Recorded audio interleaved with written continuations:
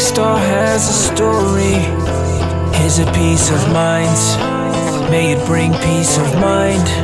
Rosetta Rosetta. I started out once upon a quarry, around granite and lime, looking for a way to shine. Rosetta Rosetta. Now all I wanna do is inspire you to look inside, to take your eyes off technology, look into the light.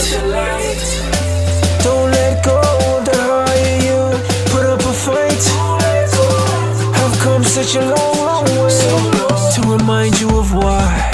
A French revolution made room for more solutions, but due to a lack of ships, that plan was ruined. Until word from Egypt said the empire was falling by some French merchants already there losing bargains. Perhaps the Brit problem could be solved if they charged in, make it to the Red Sea and Indian Ocean targets, clip the route to riches and the British lose the markets. Of all the other ways, this one seems to be the smartest. In walked the Odyssey of a French war prodigy, known for everything you can think of but modesty. Corsican born with Italian blood, he hated, swapped the letters in his name, and a Frenchman he became it. Beloved war vet looking for what comes next. Napoleon Bonaparte, ego beating in his chest. The directors talked it over and the timing was great. All of this decided March 1798.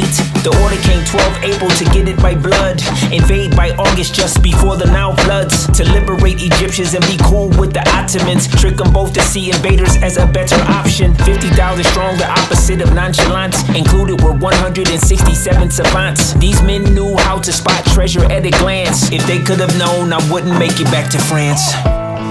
Every rock star has a story. Here's a piece of mind. May it bring peace of mind. Rosetta Rosetta. I started out once upon a quarry, around granite and lime, looking for a way to shine. July 1799, plans crumpled to a pile at Fort Julian, west branch of the Nile. Bonaparte forces on the march once again to duke it out with the Turkish and the legacy defense. The fort needed much reinforcement. Lieutenant Bouchard was in charge as the source of it. The demolition woke me up, and just luckily someone saw my darkness in the light and discovered me. But what was on my pretty granite face was worth mentioning. From top to bottom, 3 horizontal inscriptions. Bottom one in Greek, the middle one demotic. The final script being hieroglyphic was up top of it. 3/4 of a ton, more studies to behold. The savants told to translate by General Minot. The Greek part was easiest, but no slow feet. Last sentence showed that what they had was a code key.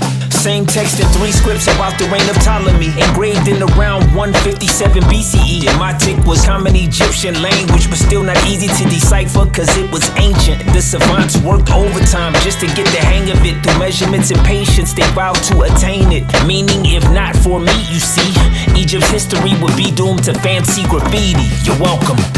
Now all I wanna do is inspire you to look inside, to take your eyes off technology, look into the light.